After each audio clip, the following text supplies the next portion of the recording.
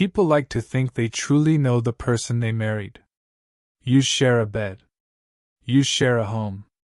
You share bills, holidays, family drama, and years of memories.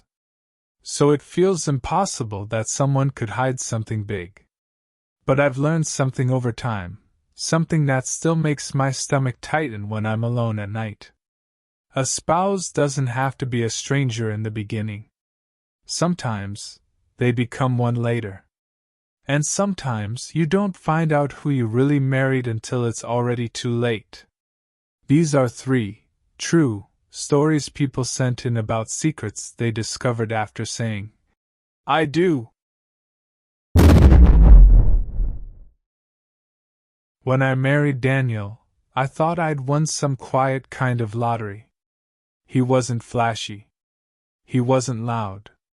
He didn't have that fake charm some guys use like a mask. Daniel was calm, patient, the kind of man who'd hold the door open without making a show of it. The kind of man who remembered my coffee order after one date. We moved into a small house outside a mid-sized town, not far from where his mother lived. It wasn't a dream house, but it felt like one because it was ours. There was one odd thing about it, though. Upstairs, in the master bedroom, the closet was huge, walk-in, with its own light, shelves, even a little built-in bench like someone expected you to sit in there. Daniel told me, casually, "That closet's kind of mine." I laughed because I thought he was joking. But he didn't laugh back. He said it again, softer, like he was trying to make it sound normal. "Just don't mess with it, okay?" I remember standing there with a moving box in my arms, blinking at him like maybe I missed something. "Why?" I asked. "Like you want it for your clothes?" Daniel nodded too quickly. "Yeah. Exactly. I've got stuff. I like it organized." That should have been nothing. Couples have quirks. Couples set boundaries. So I shrugged and said, "All right." And that's how it started. At first, it was small things. The closet door was always shut. If I walked too close, Daniel would drift into the room like he'd been called by some invisible alarm. If I asked him to grab something from inside for me, like a spare blanket, he'd do it himself and hand it to me outside the door. Once, I caught him standing in front of the closet in the dark, hand on the knob, not opening it. Just standing there like he was listening to something. When I said his name, he jumped and forced a smile like it was nothing. "Couldn't sleep," he said. I tried to believe him. The truth is, the first year of marriage is busy. There's always something to do, something to fix, something to plan. And Daniel was loving. He cooked for me. He rubbed my shoulders. He asked about my day. He made me feel safe. So I let the closet become background noise. Until the night I heard the scratch. It was around 2:30 a.m. I know because I checked my phone the moment I woke up. At first, I thought it was a mouse in the walls. We'd had one before in an apartment years ago, and the sound was similar, soft scraping, like tiny claws.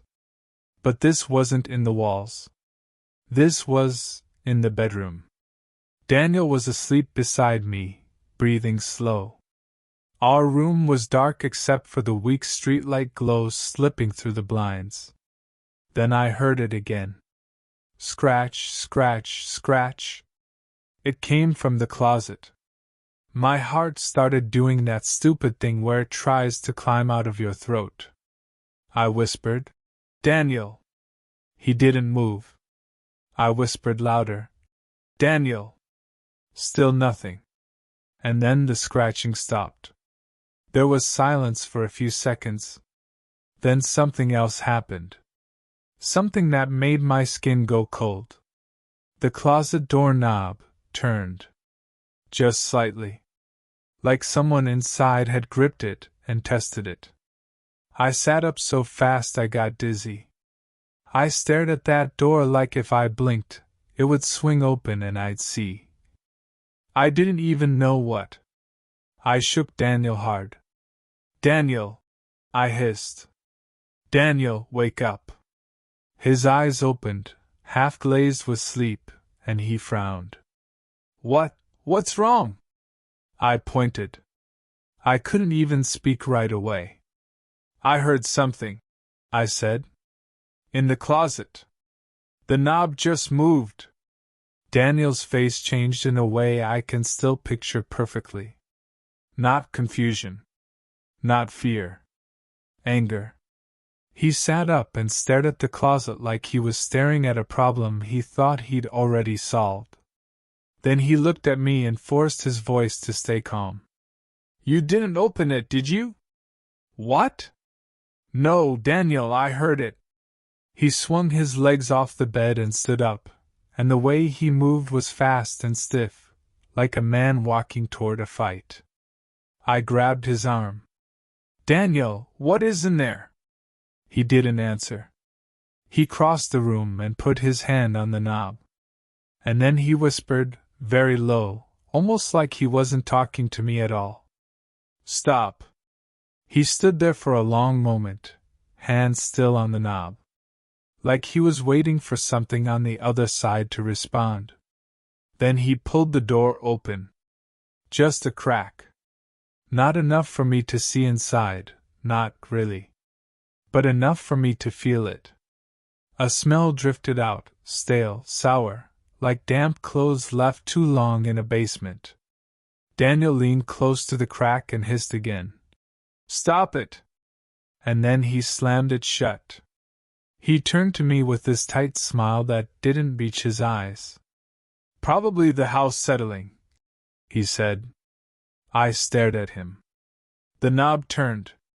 He shook his head like I was being dramatic. "You were half asleep." I didn't believe him. But I also didn't know what to do with that moment, so I let it sit in my chest like a stone. The next day, while Daniel was at work, I did something I'm not proud of. I waited until I was sure I was alone. And I went to the closet. My hands were shaking before I even touched the knob. I told myself I'd just open it for 1 second. Just enough to prove it was nothing. I turned the knob. The door opened smoothly, like it wasn't locked at all. Inside, it was not normal. It wasn't packed with clothes. It was packed with boxes. Plastic storage bins, stacked like someone was building a wall. And between them, I saw the edges of thick black trash bags tied tight. There was a baby monitor on one shelf. Old-looking, but plugged in. I stood there, breathing shallow, not sure what I was even looking for. Then I noticed something at the back. A door. A second door, hidden behind the bins, like this closet used to connect to something else. My brain felt slow and fuzzy, like it couldn't process fast enough. I stepped in, carefully, and tried to shift a bin. It was heavier than I expected. I pulled harder. The bin scraped across the floor. And suddenly, from somewhere deeper in the closet, I heard a voice. A real voice. A whisper. "Don't." I froze so hard my knees locked. The whisper came again. "Don't open." It sounded like a woman. But it also sounded wrong, thin, shaky, like it was coming through a bad speaker. I stumbled backward, almost tripping over the closet lip, and slammed the closet door shut so hard the frame rattled. I stood in the bedroom, sweating, heart pounding, trying to convince myself it was a baby monitor playing old audio. That had to be it. That had to be it. That evening, when Daniel came home, I tried to act normal. I didn't want to accuse him without proof. I didn't want to say, "I heard a woman whispering in your closet," because that sounded insane. But Daniel knew something was off. He watched me while he ate dinner, eyes steady, almost bored. Finally, he said, "You went in there." My stomach dropped. I forced a laugh. "No." He didn't blink. "Yes, you did." I set my fork down with shaking fingers. "Daniel, what is in that closet?" His jaw tightened. For a moment, I thought he might explode. Instead, he stood up, walked around the table, and leaned close to me like he was about to kiss my forehead. But he didn't. He whispered in my ear, calm and deadly soft. "If you go in there again, you'll regret it." I pulled back, staring at him. "Is someone in there?" He smiled, small and sharp. "No," he said. "Not anymore." That night I didn't sleep. I lay in bed with my eyes open, listening. Daniel fell asleep like nothing had happened. Around 3 a.m., I heard the scratching again. This time, it wasn't soft. It was frantic, like fingernails dragging down wood. Then the whisper returned, clearer, like it was right behind the door. "Please, please!" I sat up, trembling. Daniel's eyes opened instantly, like he hadn't been asleep at all. He turned his head slowly toward the closet. And he whispered, almost lovingly, "Good girl."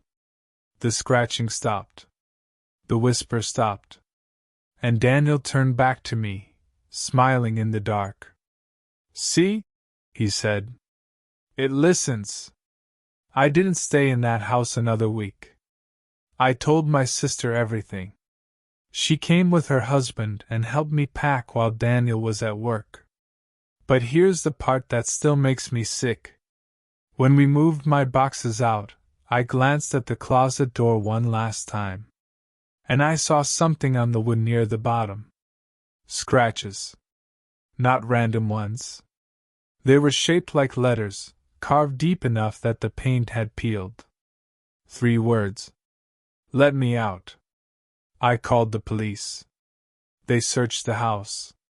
They found the bins, the trash bags, the baby monitor. But they never found the second door. Because when they moved the bins, the back wall was solid. No hinges. No frame. Just plain drywall. And Daniel? He was gone by the time they came. He didn't take clothes. He didn't take money from the bank. He just disappeared. The house was sold months later to a young couple with a newborn. I wanted to warn them. I even drove by once, parked down the street, staring at the upstairs window. At around 2:30 a.m., I saw the upstairs light flick on. Then I saw a shadow cross the room. And for a second, just a second, I saw the closet door open. From the inside. When people talk about marriage secrets, they usually mean cheating. That's what I thought too. So when I found my wife's second phone, I assumed the worst right away. But I was wrong. And I've never been more afraid to be wrong. My wife, Marissa, was the kind of person who kept life organized. She had color-coded calendars, labeled spice jars, and a habit of making lists for everything. She worked in accounting, and she loved routines. That's why it stood out when her routine changed. It started with her coming home later. Not hours later, but just enough to be noticeable. She'd say, "Traffic," or "extra work." Then she started showering the moment she got home, like she wanted to rinse the day off as fast as possible. And she stopped letting me touch her phone. Not in a dramatic way. In a subtle way. If I reached for it to check the weather, she'd slide it away and smile like it was a joke. "Get your own," she'd say, playful. But her eyes weren't playful. They were watching me. One Friday night, she fell asleep on the couch while we were watching TV. Her phone slipped off her lap and landed face up on the carpet. I saw the screen light up. A message preview. No contact name. Just a number. It said, "You told him yet?" My stomach tightened. I stared at it like it might change if I looked away. Then another message came in. "Because if you don't, I will." I didn't wake her. I didn't grab the phone. I just sat there, frozen, feeling my face heat up with anger and fear. When she woke up later, she picked up her phone and glanced at it quickly, like checking if I'd seen something. Then she looked at me and smiled. "Hey," she said softly. "You okay?" I forced a smile back. "Yeah. Just tired." That weekend, I did something I'd never done before. I searched our house. Not like a thief, but like a man looking for a truth he didn't want to hear. I checked drawers, cabinets, her purse. Nothing. Then, on Sunday night, she asked me to grab a blanket from the trunk of her car. I went outside, opened the trunk, and rummaged around. Under a folded gym bag, I found a small pouch. Like a makeup bag. Inside was an old phone. Not her current one. A second phone. It was charged. It had a passcode. My hands were sweating as I held it. I didn't know the code, but Marissa used the same 4 numbers for everything. Her birthday.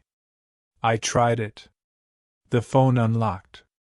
And what I saw made my blood go cold, not because of romance, not because of sex, but because of the kind of fear you feel when you realize something is wrong in a way you can't explain. The phone wasn't filled with flirt messages. It was filled with photos. Dozens of photos. All taken in secret. From a distance. Photos of people walking on sidewalks. People carrying groceries. People getting into cars. And then I recognized something. A familiar face. Mine. There were pictures of me. Leaving work. Standing at a gas station. Walking into our house. My throat tightened. I scrolled, trembling, and found videos. Short clips, shaky, like filmed from inside a car. One video showed me walking out of a grocery store. The camera zoomed in on my face. Then Marissa's voice whispered behind the camera, calm and flat. "Target confirmed." I dropped the phone like it burned me. My mind was screaming. This wasn't cheating. This was surveillance. I took the phone inside, my heart pounding, and waited for Marissa to come out of the shower. When she did, she was wrapped in a towel, hair wet, looking relaxed. Until she saw the phone in my hand. Her whole face changed. Not guilt. Not panic. Relief. Like she was tired of carrying something alone. "Okay," she said quietly. "So you found it. What the hell is this?" I asked. My voice shook. "Why are there pictures of me? Why are you filming me?" Marissa sat down slowly at the kitchen table like she needed to steady herself. Then she said something I still hear in my nightmares. "I wasn't filming you," she said. "I was filming what's behind you." My stomach dropped. I felt my skin prickle. What do you mean?" Marissa leaned forward, lowering her voice. "There's been someone following you," she said. "For months." I stared at her, trying to process. "That's not funny," I said. "Marissa, stop." She shook her head. "I'm not joking." Then she slid her own phone across the table and opened her photo app. She zoomed in on one of the pictures. It was me walking out of work. And behind me, across the street, was a man standing beside a lamppost. I wouldn't have noticed him. He looked ordinary: hoodie, jeans, hands in pockets. But when Marissa zoomed in further, I saw his face. Not clearly. Because his face was blurred. Not by the camera. By something else. It looked like the air around his head was wrong, like a smear. Like the camera couldn't decide what he looked like. Marissa scrolled through more pictures. The same man. Always at a distance. Always behind me. Always with that same blurred, wrong face. I noticed him first, she said. I saw him outside the house one morning. Just standing there. Watching our window. My mouth went dry. Why didn't you tell me? Because I tried, she said, voice tight. And you laughed. I didn't remember laughing, but suddenly a memory surfaced, months ago, Marissa mentioning a weird guy near the mailbox, and me brushing it off. Marissa swallowed hard. I called the police, she said. They came. They looked. They said there was nobody. She stared down at her hands. Then I realized something. If he's doing this, he's careful. And if he's careful, he'll stop showing himself the moment you know. I shook my head, trying not to spiral. So you, started stalking me back? Marissa nodded once. I wanted proof, she said. I wanted to catch him on camera. But every time I zoom in, it does that. She pointed at the blur again. Then she said, I think he knows about cameras. That night, I couldn't stop looking out the windows. Marissa insisted we keep the lights off. She insisted we whisper. It felt insane. But the fear in her eyes wasn't fake. Before bed, she showed me one last thing on the second phone. A message thread with the same unknown number I'd seen on the couch. She scrolled to the top. The first message wasn't recent. It was from months ago. It said, We see him. Marissa's reply. Who is this? Then, Your husband is marked. Tell him to stop going where he goes. Marissa typed. Stop. Who are you? And the number replied. We are trying to help you. He's being followed by something that wears people. I stared at that line. Wears people. What does that mean? I whispered. Marissa's face tightened.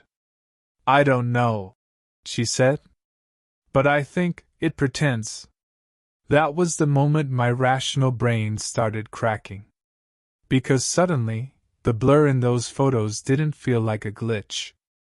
It felt like the camera refusing to show something it couldn't understand. Over the next week, weird things started happening. I'd be driving and see a car behind me, same distance, same turns. I'd stop suddenly, pull into a random parking lot, and the car would keep going. But later, I'd see it again. Marissa started locking doors twice, checking windows, staying up late with the second phone like she was hunting. Then, one night, she woke me up by shaking me hard. Look, she whispered. I sat up, heart racing. She pointed at the bedroom window.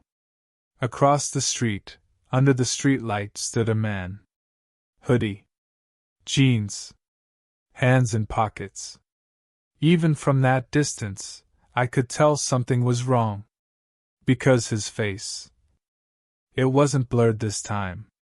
It was blank. Like a smooth shape, no features, just a shadow where eyes and mouth should be. I froze. Marissa held up the second phone, recording. The man tilted his head slowly, like he knew. Then he raised one hand and waved. A slow, gentle wave. Like a neighbor. Like a friend. Marissa whispered. Don't move. The man took one step forward. Then another.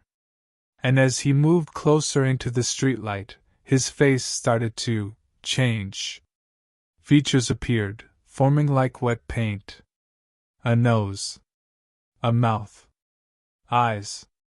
And then I realized, with a sick jolt, that the face forming wasn't random. It was mine. I couldn't breathe. The man stopped in the street, wearing my face like a mask that didn't fit right.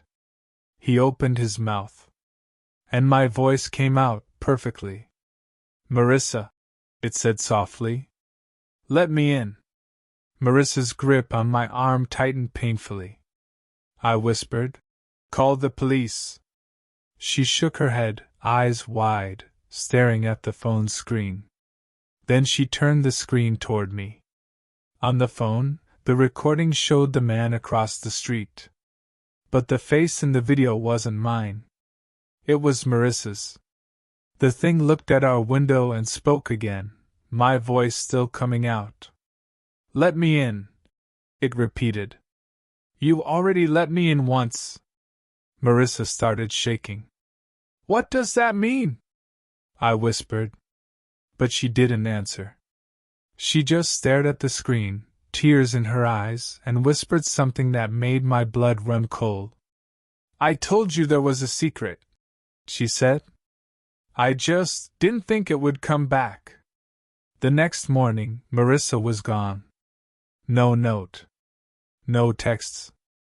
Only the second phone left on the kitchen table. The last thing on the screen was a draft message she never sent. It was addressed to me. It said, I'm sorry. I didn't marry you first. I always thought the worst lies were the ones people told out loud. But I learned the worst secrets can be the ones that exist quietly, stored away, waiting, like a trap you don't see until you're already standing in it. This story happened to a guy named Aaron. He wrote it in like he was trying to confess, but also trying to warn people. Aaron said he married his wife, Elise, after 2 years of dating. She was sweet, a little shy, the kind of woman who always seemed polite, always a little careful with what she said. Nothing about her screamed, danger! Their honeymoon was a cabin rental near a lake. No neighbors close by. Just trees, water, and silence. Elise suggested it. Aaron loved the idea. The first night was fine. They cooked, drank wine, laughed. But Aaron said Elise did something strange before bed. She unpacked a small handheld camcorder. Not a phone. An actual old camcorder. Aaron joked. You filming our honeymoon like it's 2006? Elise smiled and said, I just like keeping memories. She set it on a shelf facing the bed. Aaron said he felt a little awkward, but Elise kissed him and told him it would be romantic to watch later. So he let it go. The next day, Elise seemed happier than normal. More energetic.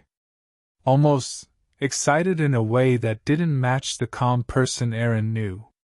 That night, she set the camcorder up again. Same spot. Same angle.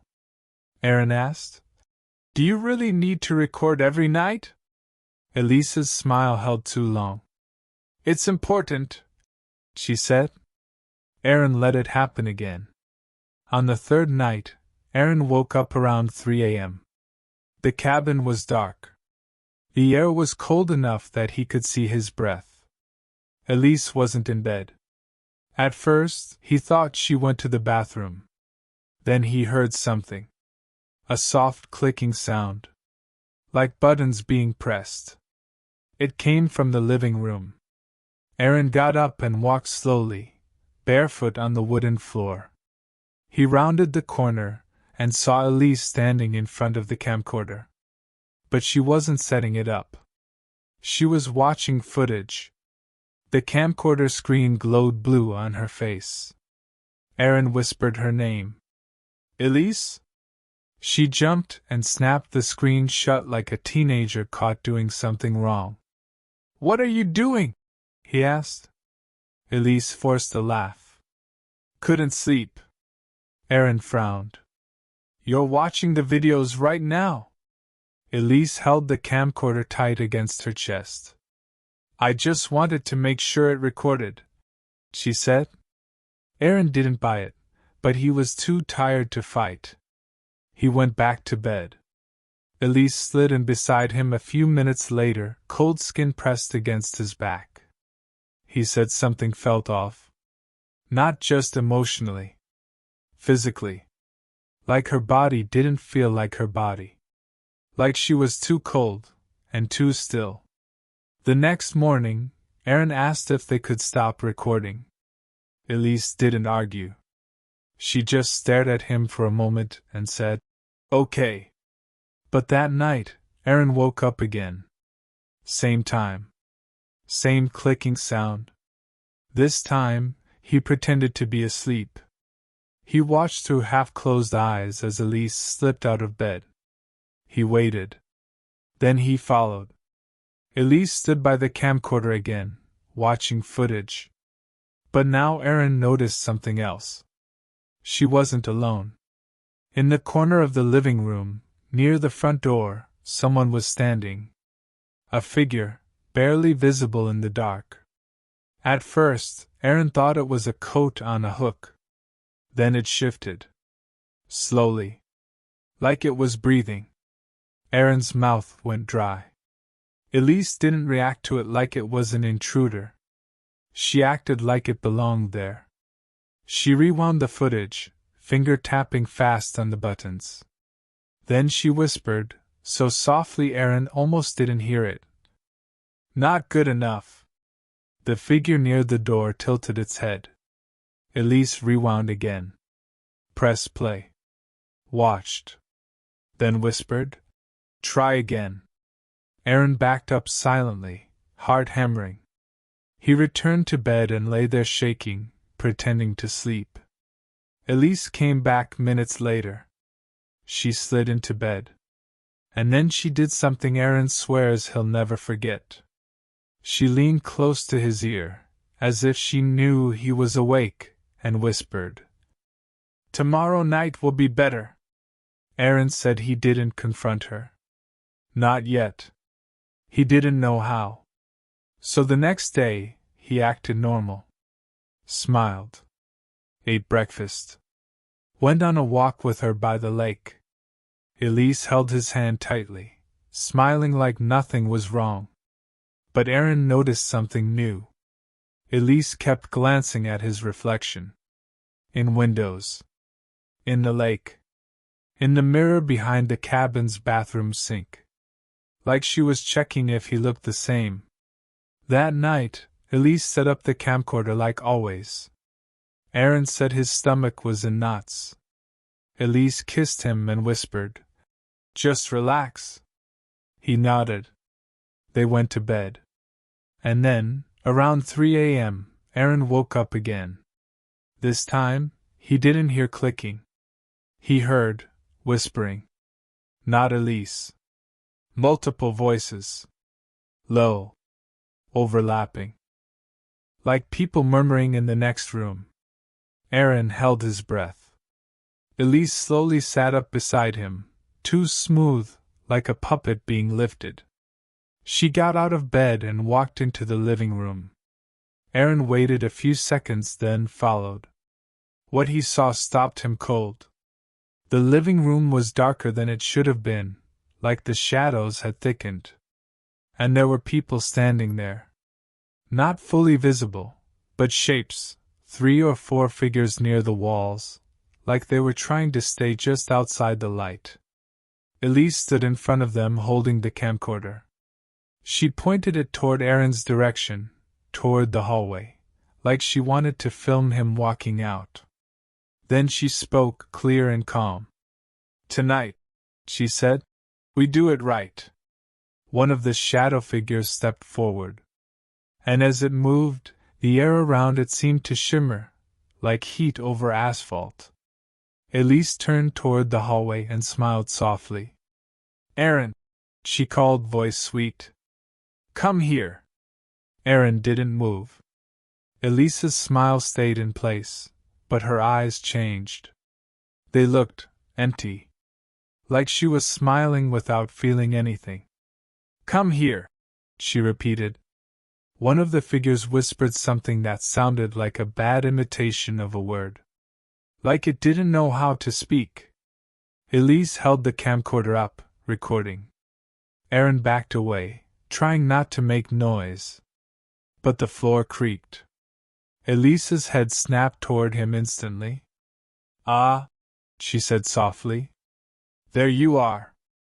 Aaron ran back to the bedroom, slammed the door, and locked it. He grabbed his phone to call 911, but there was no signal. None. He tried again and again, panic rising. Then he heard footsteps outside the door. Slow footsteps. Then Elise's voice, right on the other side. "Aaron," she said quietly. "Open the door." He shouted. "What is going on? Who's in the cabin?" Silence. Then, very softly, "My family," Elise said. Aaron's voice shook. "Your family doesn't sound like people." Elise laughed. But it didn't sound like her laugh. It sounded like someone copying a laugh. "Open the door," she repeated. Aaron backed away, holding a lamp like a weapon, breathing hard. Then he heard the camcorder clicking. Like it was recording. Elise whispered, almost tender. "Smile for me." Aaron yelled.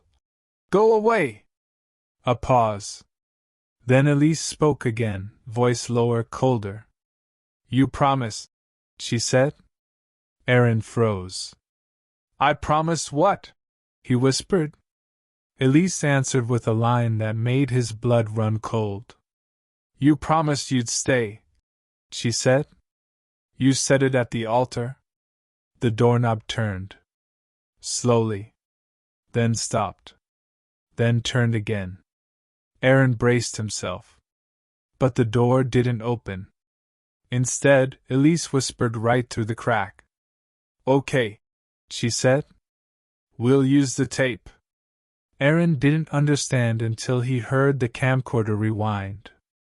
Then he heard his own voice. From the other side of the door. A recording. It was him, laughing, saying something sweet. Something he remembered saying earlier that day by the lake. And then, in the recording, Elise's voice responded. Then Aaron's voice again, clear as day, saying, "I'll stay forever." Aaron's stomach dropped. Because he remembered saying it as a joke. But hearing it played back like a vow, in that dark cabin, with those shadows, it sounded like a spell. The whispering behind the door got louder. The figures murmured in that strange, broken way. Elise's voice became soft again, almost loving. "We have what we need," she whispered. "Now we can make you fit." Aaron didn't sleep. He sat in the corner until morning, clutching the lamp, waiting for the door to burst open. But nothing happened. When daylight finally came, the cabin felt normal again. Quiet. Empty. Aaron slowly opened the door. No Elise. No shadows. No camcorder on the shelf. He ran outside. Elise's car was gone. So was his. He walked miles until he found a road, then flagged down a truck. He got help, got to a sheriff's office, and they went back to the cabin. It was empty. No sign of anyone else. No figures. No strange marks. But the sheriff found one thing. A small stack of tapes on the kitchen counter. Labeled neatly in Elise's handwriting. Aaron, version 1. Aaron, version 2. Aaron, version 3. And underneath them, Aaron, final. Aaron said the sheriff laughed, assumed it was some weird prank. But Aaron took the tapes home. Weeks later, when he finally worked up the courage, he played one. The footage showed him, sleeping. Then Elise leaning over him, whispering. Then the shadows moving behind her. Then Elise's face turning toward the camera and smiling like she knew someone else was watching. And in the background, barely visible, was another man sitting in the corner of the room. A man who looked exactly like Aaron. Same face. Same body. Same wedding ring. But his eyes were wrong. Too still. Too empty. And he was smiling. Like he was proud to finally be chosen. Aaron never played the other tapes. He said he tried to throw them away, but they kept showing back up. In his closet. In his car. Once on his pillow. And the last line of his message to me was this. He said he doesn't know if Elise left him. Or if the final version is already living his life somewhere. Wearing his face better than he ever could. When I married Colin, there was only one rule about the house. Not about money. Not about guests. Not about privacy. Just one rule. Don't ever go into the guest room after midnight. The first time he said it, I thought he was joking. We were standing in the kitchen of the house he'd owned for years before we met. It was older, 2 stories, quiet neighborhood, big trees out front. The kind of place that creaks even when there's no wind. I laughed and said, "What is this, some haunted house thing?" Colin didn't laugh. He just looked at me for a second too long. "I'm serious," he said. "After midnight, just don't." I should have asked more questions. But when you're in love, you brush off weirdness. You tell yourself everyone has quirks. And Colin wasn't controlling about anything else. He didn't check my phone. He didn't tell me who to see. He wasn't jealous. Just that one room. The guest room was at the end of the upstairs hallway. The door stayed shut most of the time. When my sister visited once, she slept there and said it was fine. Normal. But she left before midnight. Colin always made sure of that. If anyone stayed too late, he gently pushed them toward the couch downstairs instead. "It's warmer down here," he'd say. After we got married, I moved in fully. And for a while, life was normal. Peaceful, even. Until the first time I heard it. It was around 12:40 a.m. Colin was asleep beside me, breathing steady. I was half awake, just floating in that in-between state. That's when I heard the soft sound of a door opening. Not our bedroom door. Down the hall. The guest room. I told myself it was the house settling. Then I heard footsteps. Slow. Light. Crossing the hallway. My eyes snapped open. I stared at the ceiling, heart starting to pound. "Colin," I whispered. He didn't move. I listened carefully. The footsteps stopped right outside our bedroom door. Then there was a soft, slow knock. 3 taps. Not loud. Just enough. I froze. "Did you hear that?" I whispered, louder now. Colin's eyes opened instantly. Too instantly. Like he'd been awake. He grabbed my wrist gently but firmly. "Don't," he whispered. "Don't what?" I asked. "Don't answer it." My heart felt like it was trying to tear through my chest. There was another knock. 3 slow taps. Colin squeezed my wrist harder. It's nothing, he said softly. Just ignore it. But someone's out there, I whispered. Colin's voice changed slightly. It wasn't scared. It was tired. I told you, he said. After midnight. The knocking stopped. Silence filled the hallway. I lay there for what felt like an hour, staring at the door, waiting for the handle to turn. But nothing happened. Eventually, exhaustion pulled me under. The next morning, everything looked normal. The guest room door was closed. The hallway was quiet. I asked Colin about it over coffee. Who knocked on our door? Colin didn't look up from his mug. No one. I heard it, I said. 3 knocks. He finally looked at me. And there was something in his eyes that made me feel small. You must have been dreaming. I wasn't. Colin leaned back in his chair. Then he said something that made my stomach drop. If it happens again, just stay in bed. Please. Colin, I said slowly. What's in that room? He hesitated. Then he said, Nothing. That night, I set an alarm for 12:30 a.m. If something was happening, I wanted to be awake for it. When the alarm buzzed softly, I turned it off and lay there, pretending to sleep. Colin's breathing was steady.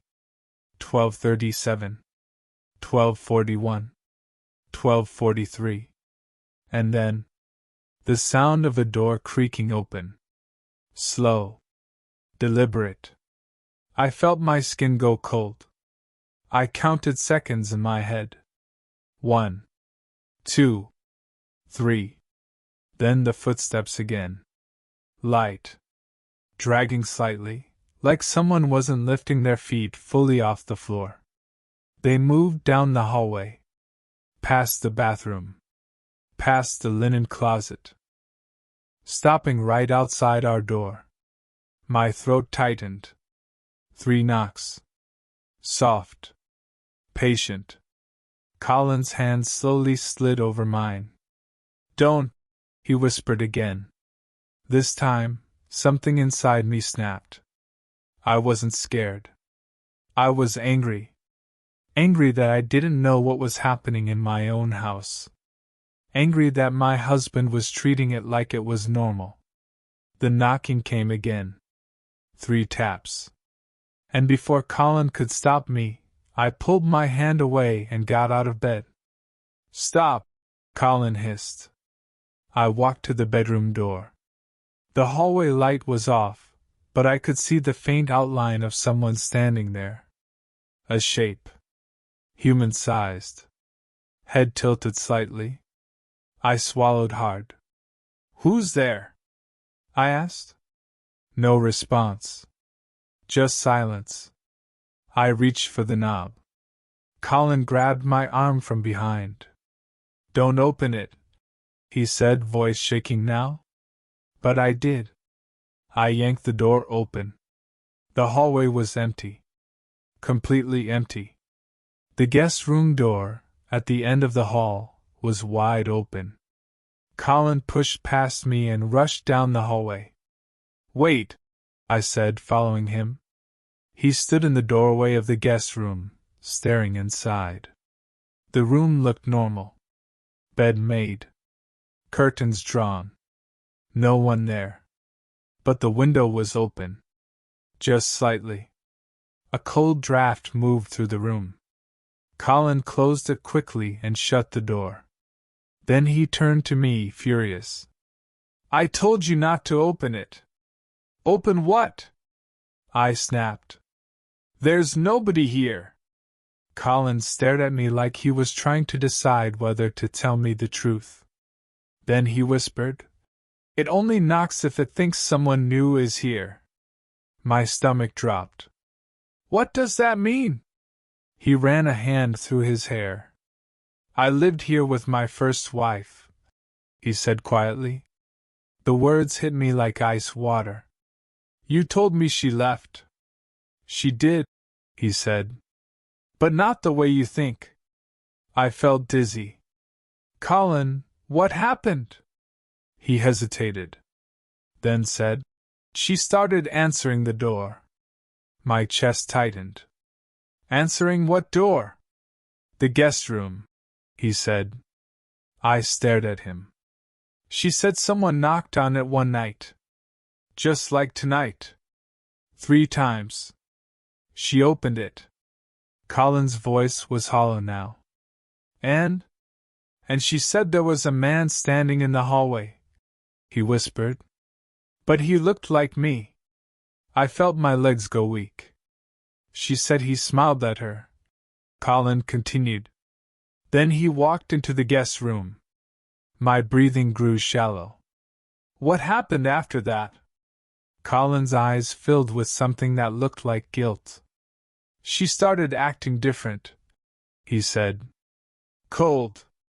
Distant. Like she was studying me. He swallowed hard. One night she got up after midnight and went into the guest room on her own. And? Colin looked down. In the morning she was gone. Silence filled the space between us. No note, he added. No car. No phone. Just gone. I stared at the guest room door. Did you call the police? Of course I did, he snapped. They found nothing. And you stayed? I asked, disbelief rising in my voice. Colin looked at me helplessly. It stopped knocking, he said. After she left, it stopped. I felt something cold settle in my stomach. Until I moved in, I whispered. Colin didn't answer. That night I didn't sleep. And the next night, the knocking came again. 3 taps. This time, I didn't get up. But I listened. And I heard something new. A voice. Soft. From the hallway.